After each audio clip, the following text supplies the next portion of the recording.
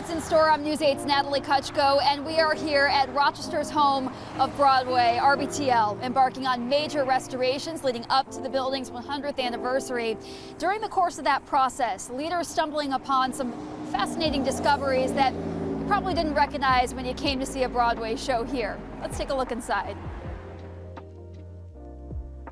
We are now inside the newly renovated West Her Performing Arts Center. Big restoration here at RBTL. I am joined by CEO Arnie Rothschild. Arnie, thank you so much for joining us. We are going to dive in to all the history within this building to see hidden gems, you could say, of this space and theater that, the general public otherwise wouldn't see. So right now we're in the Floriano Room, again, part of phase one of these major renovations.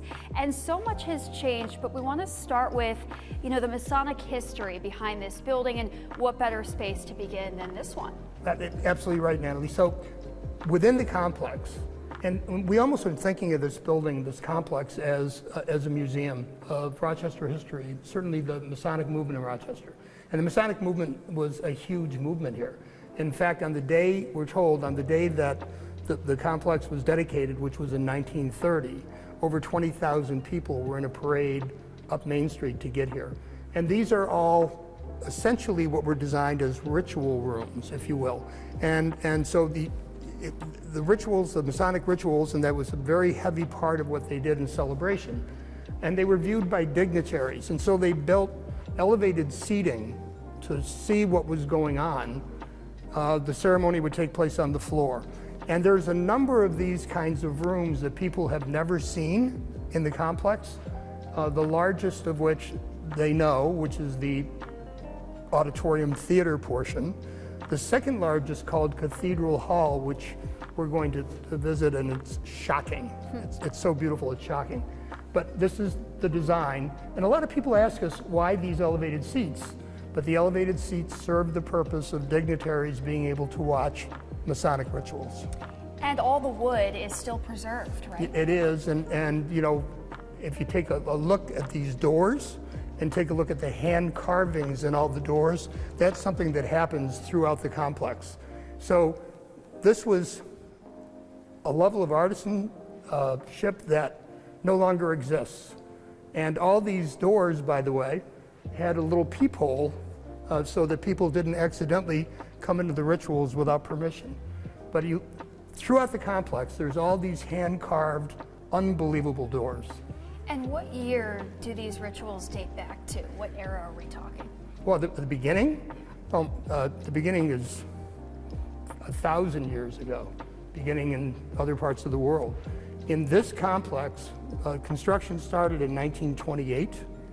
I'm told that the materials alone were $2.25 million. To put that in perspective, in today's dollars, that's about $62 million. And then the masons did all the building. And then the other part of it that's unusual, so they started in 1928, they completed it in 1930 and dedicated it.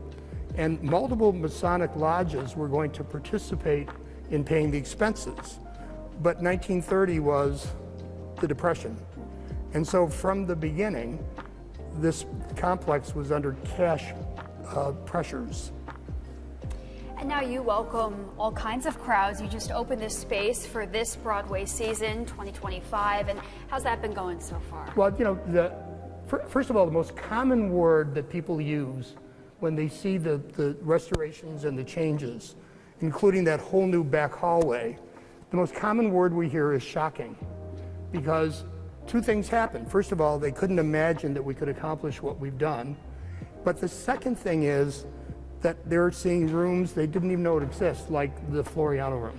And so and when they see the workmanship and when they become familiar with all the parts of this complex, it is actually an astonishing piece of construction. Wonderful. Arnie, thank you so much.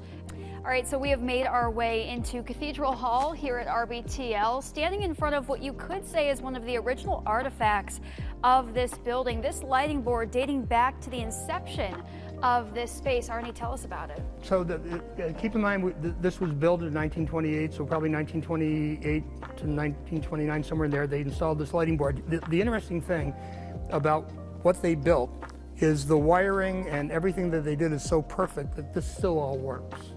You know, we're going to replace it with more modern, state-of-the-art equipment, but every part of this still works. And the wiring in the complex is so perfect that the wiring is intact. So if we ever decide that we want to launch our own Frankenstein monster, we have the power source, but this is something that when people see, we'll build a display of things that we can't use so that people see what was in the complex. But this is an artifact that's just incredible, especially since approaching 100 years old, it still works. Yeah, I think that speaks to taking care of your equipment, right? Yeah, and also they built things differently in that period of time. So we build things shelf dated. They built things to last hundreds of years. You could never replicate the workmanship that even these light fixtures, the large light fixtures, I'm told are worth 35 to 50,000 each. There's 6 of those large ones. There's 10 of the smaller ones that are also 15 to 20,000 each. Again, the elevated seating for the dignitaries to view what was going on. The intricate work in the cross beams and the woodworking here. And again, you got to put in context, this was 1928 when they started. And so a lot of this workmanship was done by hand. You look at some of the detail and engraving in the wood, it was all hand orchestrated by artisans. So, and we're being very careful, and it's why we talk about restoration, to make sure that we don't interrupt the beauty of what this is. This space used to be used as a church, you said, right? At one point it was a church. Years ago, they did some entertainment events in here. I think, by the way, this will probably become, in addition to an entertainment space, the preeminent wedding venue in the community, because you can put over 400 people in here really comfortably. We want to, again, enhance it and restore it. And we want to upgrade the air conditioning.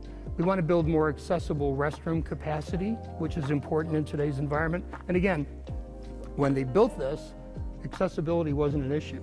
So, we're working hard to make sure that we're preserving the best of the old, but also building in the amenities that people need and deserve today. In the immediate future, I know this space was closed off for a time, but what do you hope to use it for? Maybe additional performances, gatherings, welcome different arts groups? Well, first of all, we are using it for some rehearsals now. So some of the shows use this room for rehearsal. We will, smaller, less produced events, perhaps events that want to work in the round as well. Some dance events will work on this stage once we restore it. The Garth Fagan dance people have expressed a lot of interest in having access to perform in this room. And then again, there'll be multiple weddings that are going to want to be here. And so we're taking this one step at a time to make sure that we're doing this the right way. And by that I mean, when you have a space that's this beautiful, you want to make sure that you get the best minds to help you restore it the right way. And we've been fortunate that we have those people with folks with Labella and Pike. Sure. How long has this space been on your radar for to look into and dive deeper, I guess? Well, first of all, let's talk about what happened in the debate for over 30 years about a performing arts center. For a long time, because the main theater is 2,464 seats, we thought we needed 2,850 to 3,000 seats to keep ticket prices reasonable, because the cost of productions was ramping up. Post-COVID, and the industry changed how they price tickets to what they now call dynamic pricing, where they gradually ramp up the price based on demand. So as soon as that happened, and the 2,400, call it 2,500 seat theater, was viable, we pivoted to buy the rest of the complex and begin the restoration. That was in like March of 2023. So it was always on our radar screen. It just wasn't practical for the big theater, but now it is. And so then we got very aggressive in putting together the funding and the working model to make this all happen. Opportune timing, I would say. Very interesting. Also, as is the case with a lot of these ritual rooms, there's an organ. So there was an important part of Masonic rituals was the role of an organist and music. And they have these organs in a lot of these ritual rooms. This was a pipe organ, and sadly over the years, some of the pipes, which are embedded in the walls, got water damaged. But funny part of the story is, while they had organs in all these different rooms, there was only one organist. And there was a light system that they would flash when they wanted the organist to move from one ritual room to another. So what we're going to see is the route that they took to get them there, the secret route, so they wouldn't get in the way of other rituals. I think that's next, right? It's next. Let's check it out. We talked a lot about the history of organs within this historic building, 100 years of history, and right now we're about to take you in a part of the building, Arnie, that you haven't even been into. This is not open to the public here, and we're going to take a walk through to this space. So understand that the organist would leave the Cathedral Hall, for example, after the lights flashed, and he would head down this hallway, turn here, down another hallway and stairs. And these are all secret passages that no one's really explored, including me until today. And here are pipes embedded for a pipe organ. Take a look at that. And how many years are we talking? We're approaching 100. Yeah. And then, so those pipes are embedded throughout the walls and connected to an organ, and we'll go around this corner, and here will be the organ overlooking the ritual area. Here's the organ, and this was traditional in terms of how they set things up. So this instrument is about to be 100 years old as well. Amazing, truly. And once again, we have a historic room here that also resembles a cathedral feel. Yeah, and so there's a lot of spaces over the years, and again, these were all designed as ritual rooms, and there's a lot of spaces that have been used over the years as churches, including this one. So this is actually an active church as we speak. The hallway we just walked down, way back, decades ago, the organist would travel through, right, to make his or her way. Describe that process for us as much as you can. So the organist would be playing through their ritual. They had timed out when they wanted rituals to occur in these multiple rooms. And by the way, we're going through a similar drill because we're going to be using multiple parts of the venue at the same time, right? So, and then when they were ready, they'd flash a light. He would make his way down these secret passages. And I would guess, by the way we walked, the time from the time he left there to the time he got here is probably only about a minute. Wow. I think so many people, today think of RBTL as only the theater. Yeah. Like these are parts of the building that no one would think, ever existed here.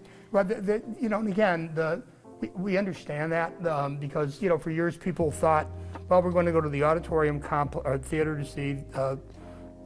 to see Hamilton. But what we're doing now is we're creating a performing arts center. And the definition of that is actually multiple different size performance venue spaces for different kinds of arts groups with different size needs. So when we get done, we're going to have 4 or 5 different entertainment venues within the complex.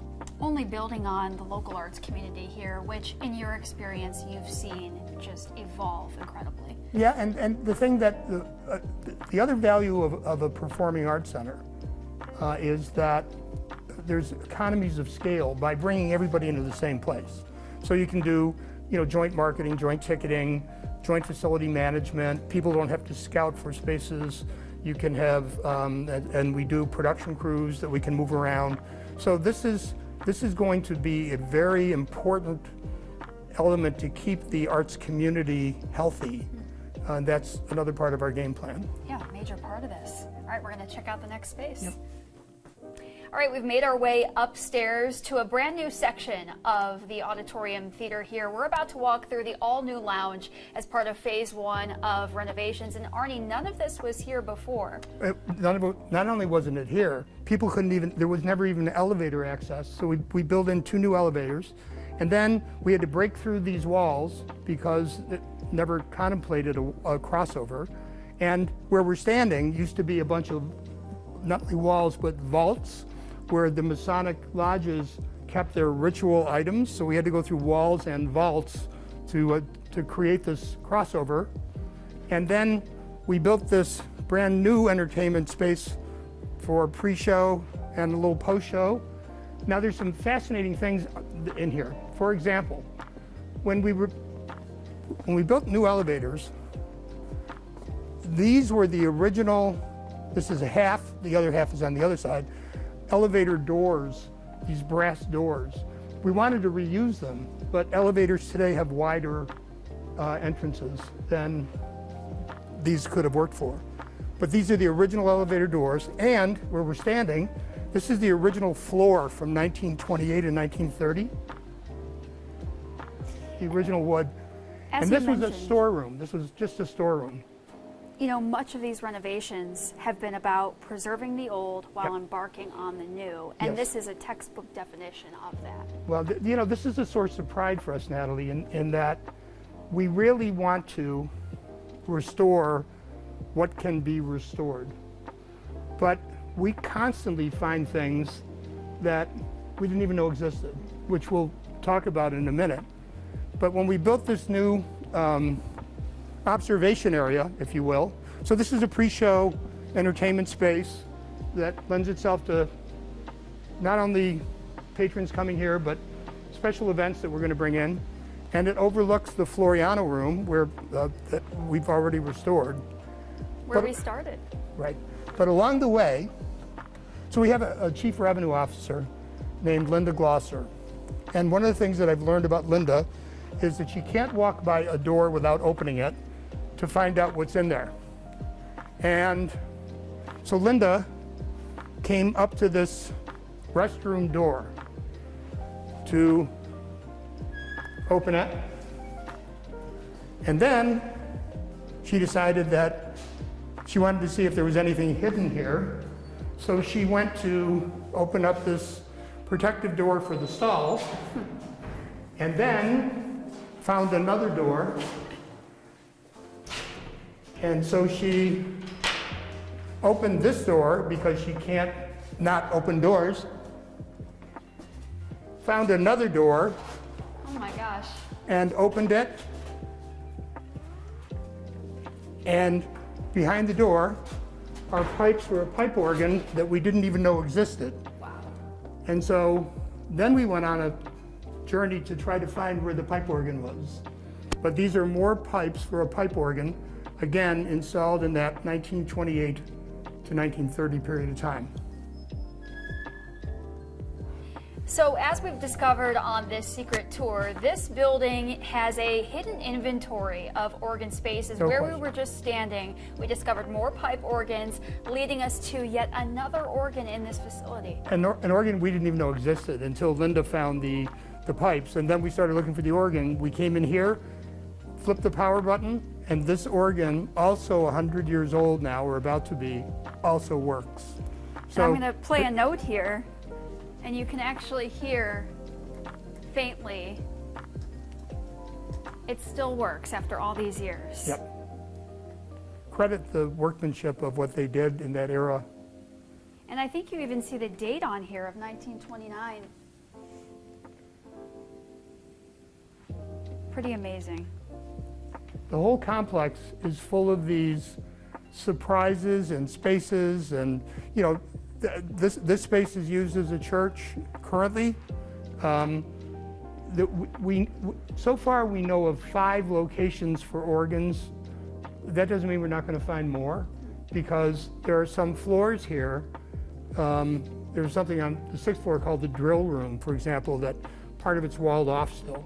But this is actually a museum of Rochester Masonic history and a big part of Rochester history. Because if you looked at the dignitaries that were Masons in this community, they were the driving force. Yeah, something that we don't often think about. Yeah. Now we'll make our way to the theater. We have made our way to the Auditorium Theater. So many productions held in this space. Now, when you come here to see a show, obviously you're staring at the stage to watch, the show that you paid a ticket for. But during the course of renovations and even before, there is a hidden gem that Arnie, you and your team discovered. It's the story of the squirrels. Now, when I say that, we don't know the story really, except for the fact that there are squirrels designed in a very intricate way up in all of these domes within the ceiling. And some stories say that the architect's wife loved squirrels. Other stories say that the area had a lot of squirrels. We don't know. We're still trying to find out. We do know there's 64 of them. Of course, not live squirrels, but within this architecture, it's like an optical illusion. Yeah, and you really have to concentrate and look at it to see them because they're all facing in. So, the pattern is made with their tails, but there are squirrels. And once people see them, and a lot of times you see people, if you explain it, they have to really concentrate, and then all of a sudden they go, oh my God, there's squirrels. So even looking up for the first time myself, it did take me a minute just to register and see. But once you see it, you can't unsee it. Absolutely correct. But it's going to be one of the fun stories. Think about parents who bring their kids to a show now, and then 10 years from now when the kids are older and they say, oh, but let me tell you, I never told you about the squirrels. It's going to be an important part of the heritage and history of the building. Absolutely. Very cool. Arnie, thank you. We're now outside as we wrap up at the front of the building. As we mentioned, hidden squirrels within the RBTL complex dating back to the original architecture. You even have squirrels out here on the facade. No question, they designed squirrels everywhere. And then we put in new concrete because of the new stairs and areas. And we came out in the morning and there were footprints through it. And we looked at the security camera and we caught images of a squirrel running through the concrete. So how ironic. Yeah, even today, the venue is still visited by squirrels, real squirrels, not just squirrel images. You could say it's your own version of the Hollywood Walk of Fame. Yeah, yes, we can. So ironic, to go about these renovations and just have such an interesting component of, oddity within this building, and then have a new run through like this.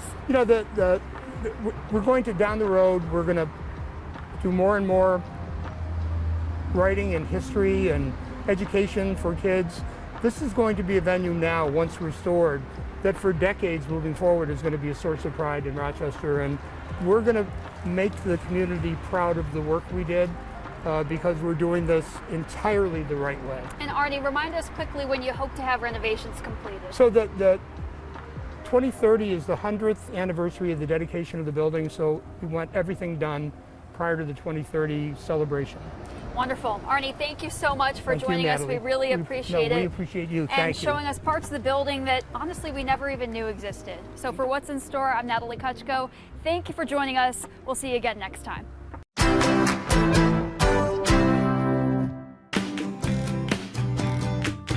The Rochester First streaming app is ready when you are. It brings you everything you love from News 8. Just go to your device's app store and search ROC. No subscription or cable required. Available for Roku, Amazon Fire, and Apple TV. Get the Rochester First streaming app today for everything you love from News 8 on demand. Plus exclusive shows you won't see anywhere else. Search ROC and download for free on Roku, Amazon Fire, and Apple TV.